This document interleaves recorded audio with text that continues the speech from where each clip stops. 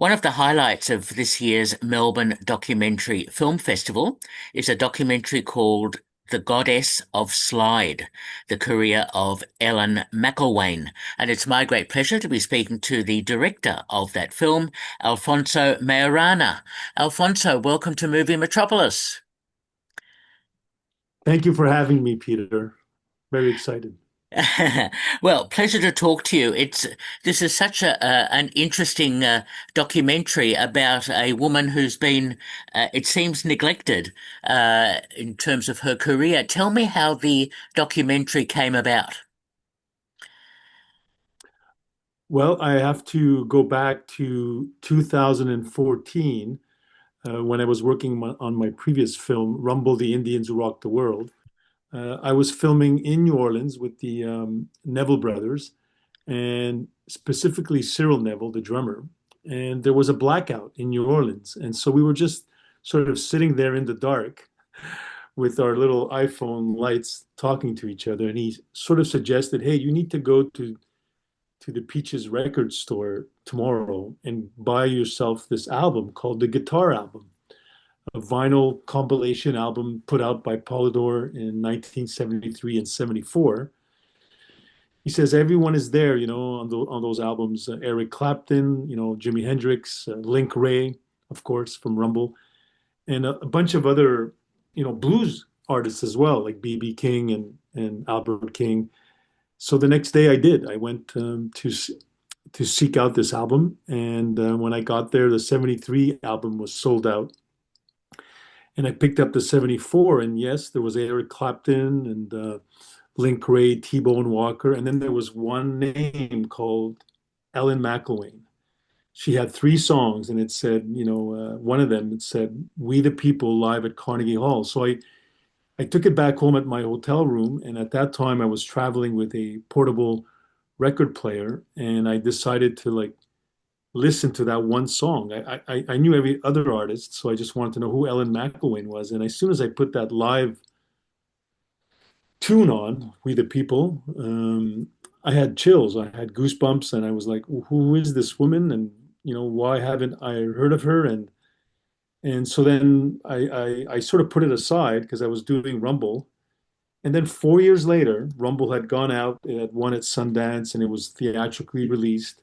It had been a year that the film had been out, and I received an email one late January of 2018 or early February, very late in the evening. And the email read, "Hi, my name is Ellen.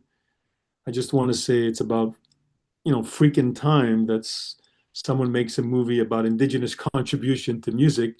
It was really nice seeing some of my friends in your film, And then she started naming Jimi Hendrix, Link Wray, and all these people. And I said, oh, her email did not, I didn't see her family name. So I said, oh, hi, thank you for those kind words. Are you a musician yourself, or a or a filmmaker, or just a fan? She goes, oh yeah, I dabbled in music myself. My name is Ellen McIlwaine. I guess my claim to fame is that I played 6 nights in a row with Jimi Hendrix. I must be the only woman who ever has done that. And so that's how when I heard that, I said, well,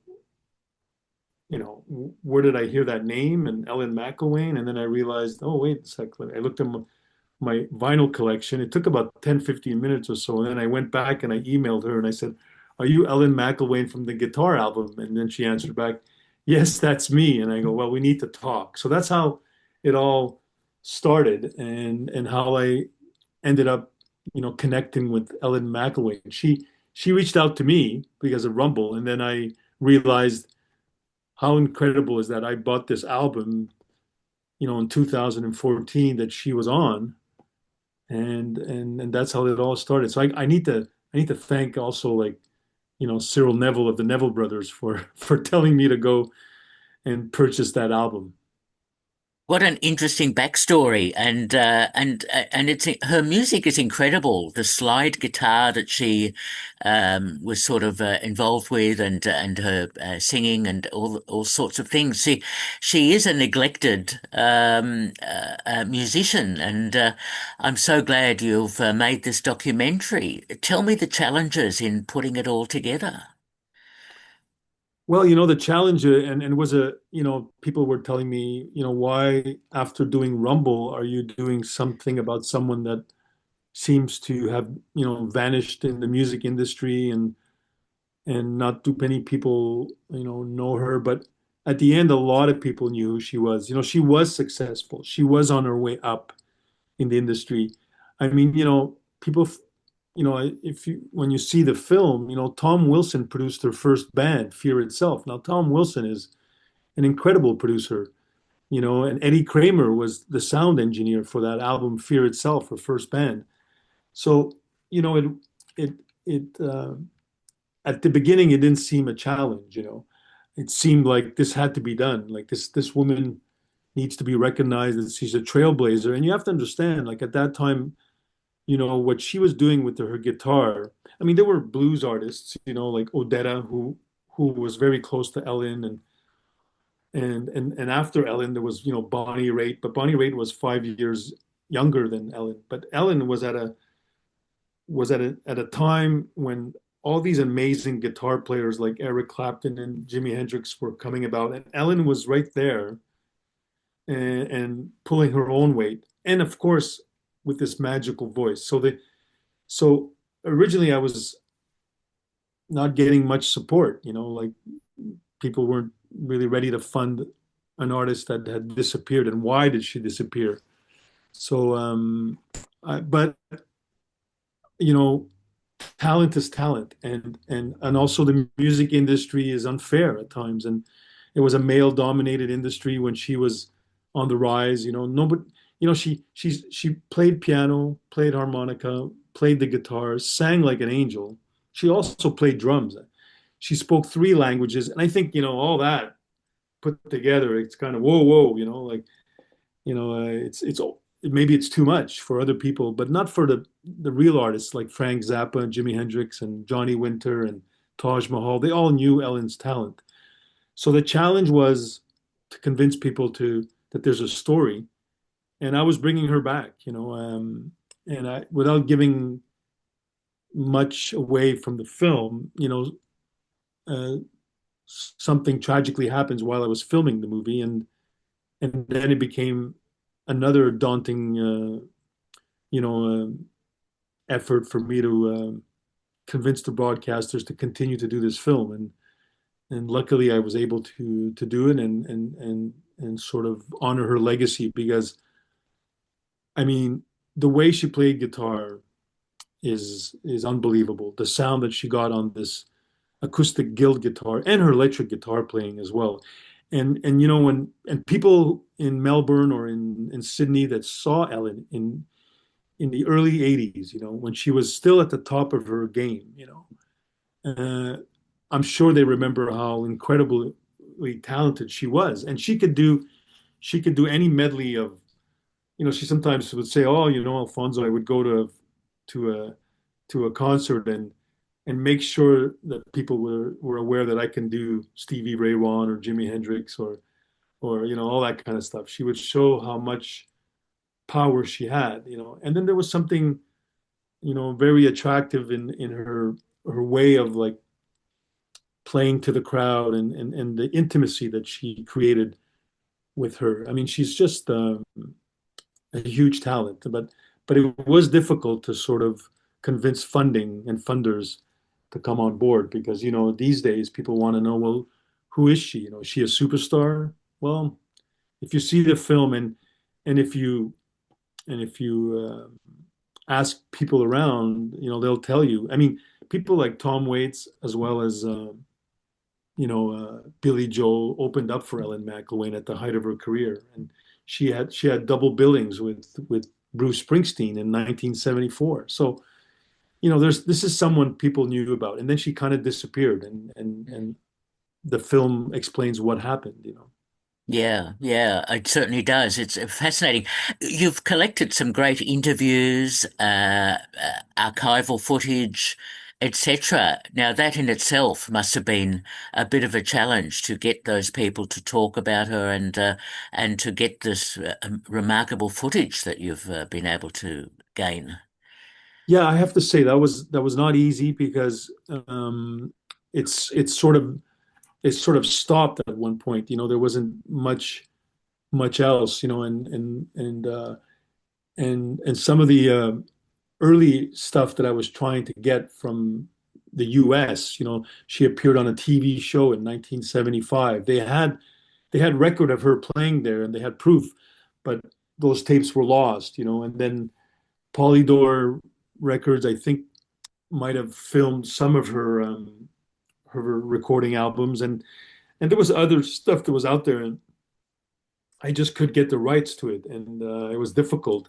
And I know she played in Australia, and she closed the Regent Theatre in Sydney. I think she was the last artist to play at the famous theater in Sydney. I think in 1984, I believe, was the last date, March something. So yeah, it was a bit of a challenge. I had a great um, researcher for archival footage and Terry Foxman here in Montreal. But there's definitely some stuff that had disappeared, but I did have some great photos, and I did have um, a designer, a graphic designer who helped me with those photos that I did have to make them come alive in 3D, and to sort of capture a little more intimacy with those photographs, because the power of her music, and then mixed with the 3D effects that I did with some of these black and white photos, I felt like you were at the concert. Like you can feel the energy, even with Carnegie Hall and the Regent Theatre that we show in Australia. So it was a daunting, the fact. I mean, it was difficult. That's for sure. I wish I would have had more footage, but I think the footage that's there is it shows as much as of Ellen's talent as her her magic on stage, and how she kind of captured a lot of people's hearts. And you've seen the testimonies of all these artists that talk about Ellen, and it just seems so grand. Yes, absolutely. Yeah, it's. I mean, perhaps we can reveal, because you do at the end of the documentary tell us that she died in 2021, I think. Yes. But this is such a great legacy of her talent, as you're saying. It's incredible.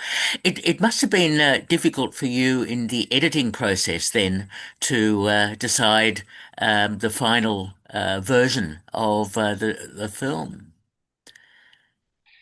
Yeah, it was quite difficult.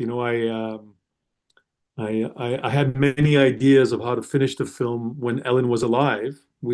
She was not aware of this little surprise scene that I was going to do at Carnegie Hall. We had researched to rent Carnegie Hall, and sort of do the anniversary. 50 years later, Ellen plays at Carnegie Hall. We were thinking of renting it for 4 hours, and I was going to invite her family, her friends of the industry, to surprise her on stage at one point, and that fell through obviously when she left us. And but then I almost think she kind of wrote the ending, because when I got hold of her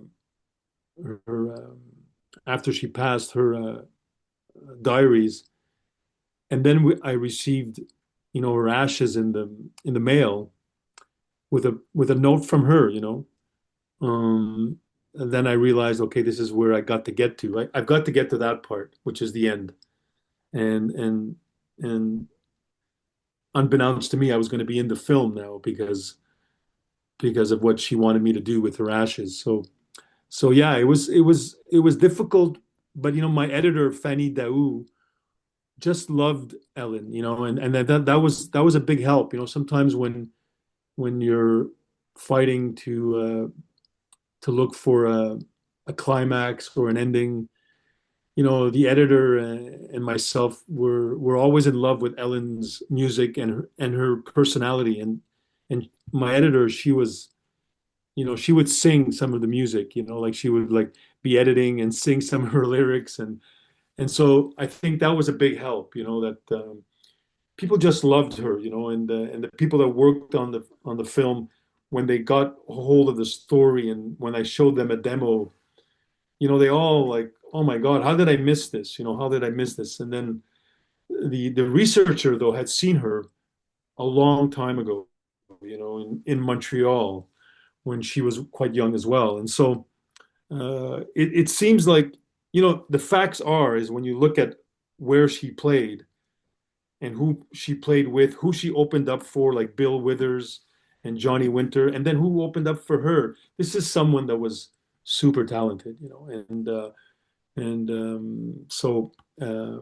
but I think that helped a lot. I mean, my editor and my co-producer Agatha as well. They all.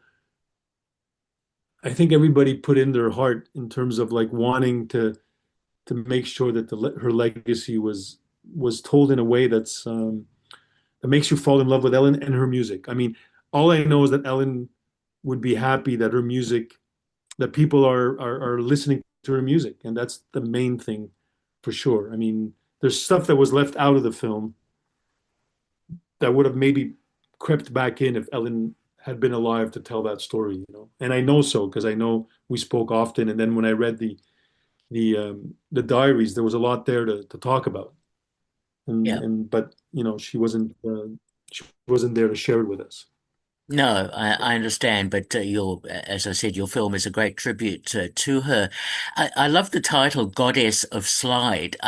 I'm not sure if some people will understand what the slide guitar is and how that fits into blues music and so on. Well, as when you'll see Ellen describe it in the film that she saw Randy California, you know, take the bottleneck of I don't remember if it was a bottle or if it was a medical, like a little medicine bottle or something, and he and he blew off the top and then put it on his finger and started playing the strings with that bottleneck. And that's what Ellen did. She's just, she's so talented. She, no guitar lessons, no, and she just did it. But she did it in her own way and developed this style of playing slide that sounds so unique. Like if you listen to We the People and other songs, you're like, okay, what is that strumming? How is she strumming that? And also, it sounds like she's playing bass.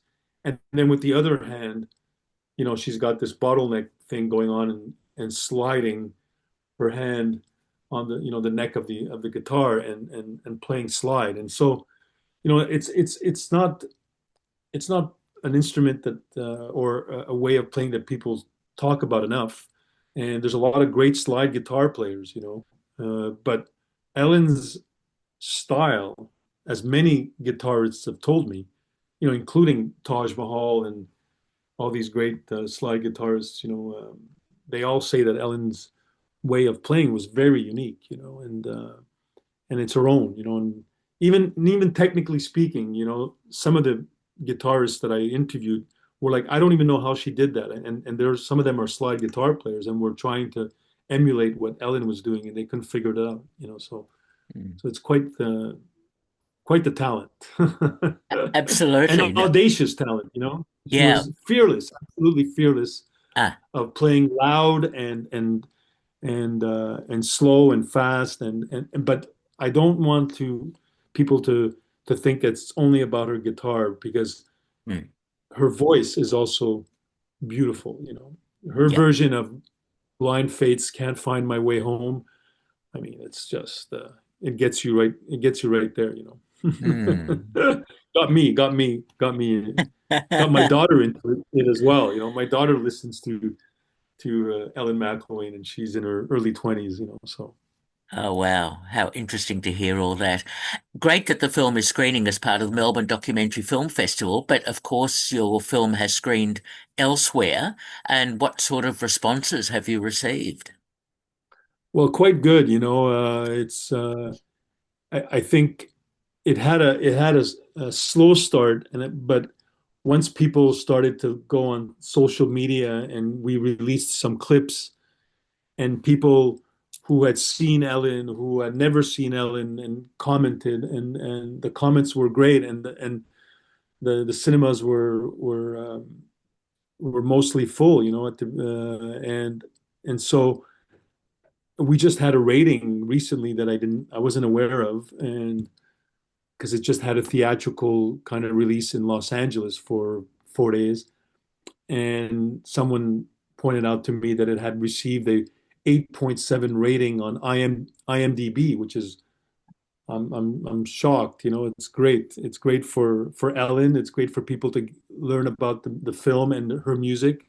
So yeah, it's been doing really well. Obviously in Canada, it's doing quite well.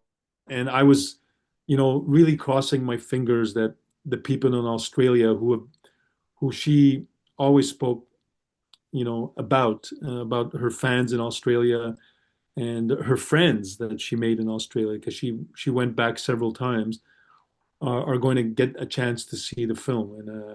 And I was originally going to be there, but it's I don't I'm still kind of hoping that I last minute I can make it, but it doesn't seem like I'll be there for the Q&A, which is a little sad for me to be there, to not be there, because I did film, some scenes in Sydney, but I've never been to Melbourne, so I was looking forward to maybe being there for a Q&A, but I'm not sure. I'm still crossing my fingers that maybe I will, but no, it's doing quite well, and now we're on a sort of a second wind here, where I'm in Long Island, New York, actually, for a festival, and then it's playing in Boston and Syracuse, New York.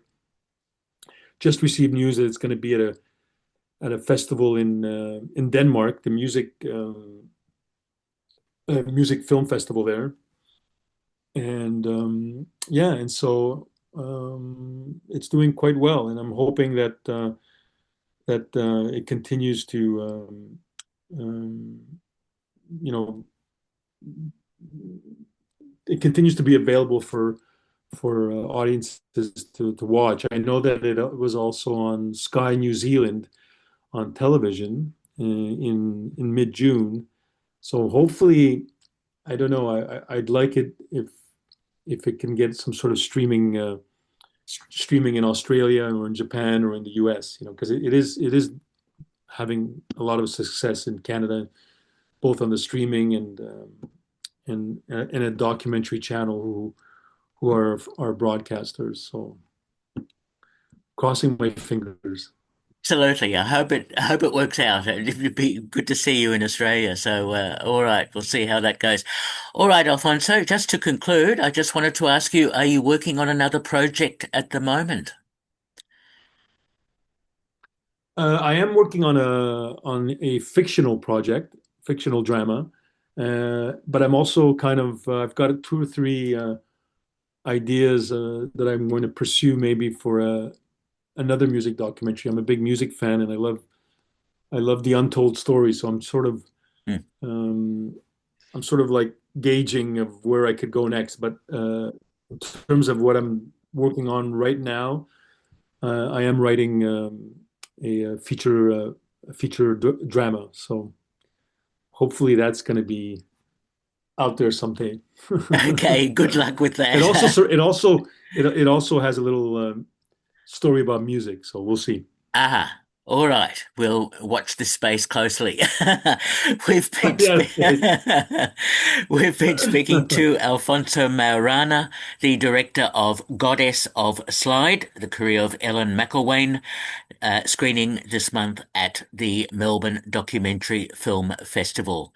Alfonso, thank you so much for talking with me. Thank you, Peter. Thank you for having me. It was a pleasure. Okay, all the best. Bye bye. Bye bye.